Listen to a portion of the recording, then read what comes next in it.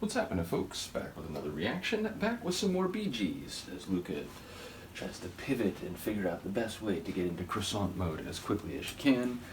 And yes, we're going back to Odessa, 1969, and once again, shout out to all the folks involved in the Bee Gees deep dive who have sent me material in different ways. You are vastly appreciated, or massively appreciated. I suppose the appreciation is vast as well, but in any case, the next tune is Marley Purt Drive, which is one of the more memorable and quirky song titles I've ever seen. It sounds like a street, and perhaps one where multiple people live. Maybe this is one of those, weaving a story or at least a picture type of songs. Maybe it will feature a narrative related to a particular individual or couple or otherwise who live on Marley Purt Drive. So yeah, I'm not quite sure what to make of it, but it sounds like a street/place. Let's listen. This is the Bee Gees. The track is Marley Purt Drive, and it's from the 1969 album Odessa.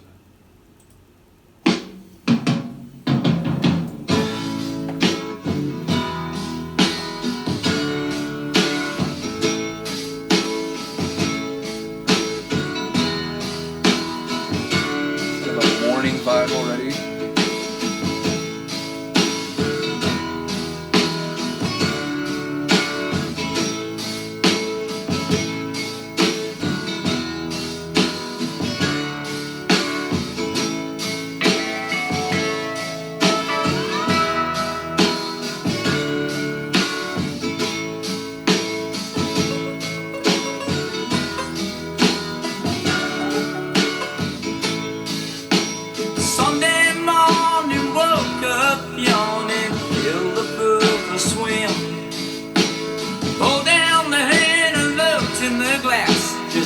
If I was in, went up the stairs and kissed my woman to make her come alive.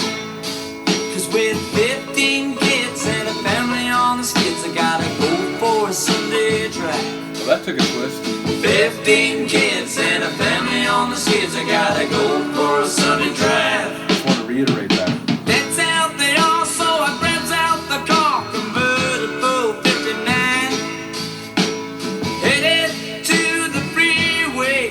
Tried to find the Pasadena sign.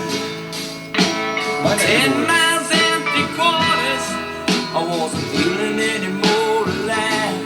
Cause with 15 kids and a family on the skids, I gotta go for a Sunday drive.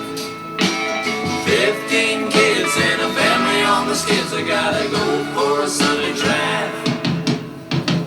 I used to be a minstrel free with a whole lot of bread in my bag. I used to feel that my life was real, but the good Lord threw me a snag. Now I'm gonna be the same as me, no matter how I try. Cause with 15 kids and a family on the skids, I gotta go for a Sunday drive. 15 kids and a family on the skids, I gotta go for a Sunday drive. Turn round the car and headed for home. I guess I realized my fate. 10 miles and 3/4 more, I pulled up outside the gate. 20 more kids were stood inside, and that made 35. Cause with an orphanage full of 35 kids, I gotta go for a Sunday drive. An orphanage full of 35 kids, I gotta go for a Sunday drive. Sunday morning, woke up yawning, filled the pool for a swim. Pulled down the glass and looked in the mirror just to see if I was in. Went up the stairs and kissed my woman to make her come alive. Cause with an orphanage full of 35 kids, I gotta go for a Sunday drive. An orphanage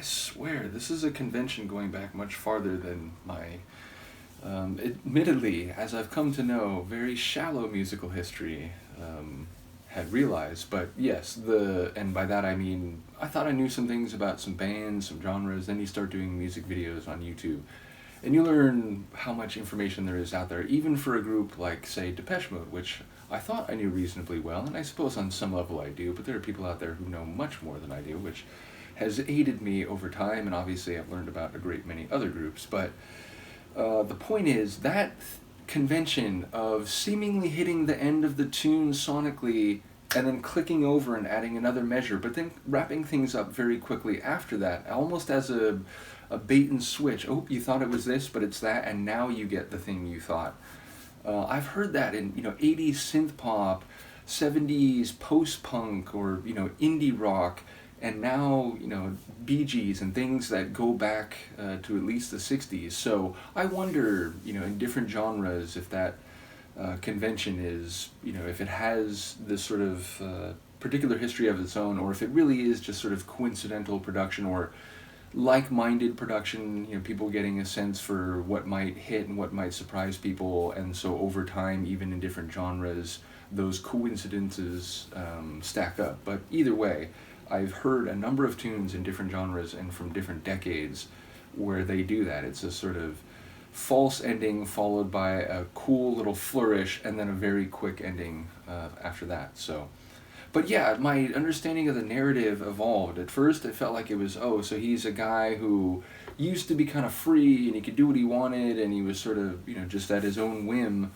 And then he got a woman and they got 15 kids, so sometimes on Sunday early morning, which, by the way, I could feel the morning vibes of the track as it started. Like, literally, it was just the kind of warm, soft sunlight of, early morning, and then it's, the first line makes reference to that and sets the atmosphere explicitly. So, shout out to the composition and insightful production again. But yeah, so the idea that he just has to get out, he has to take a drive, he has to get away from it because, his life is so much busier now and they don't have a lot of money and his, the family's on the skids.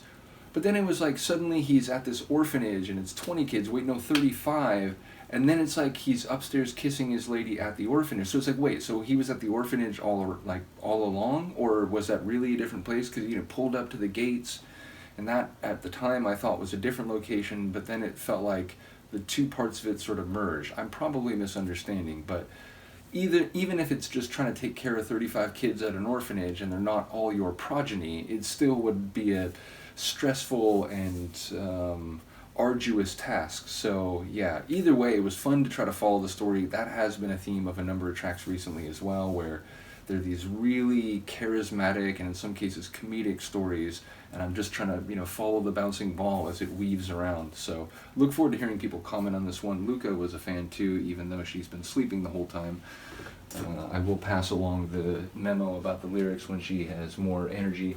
Do let me know what you think. I will see you next time. Peace.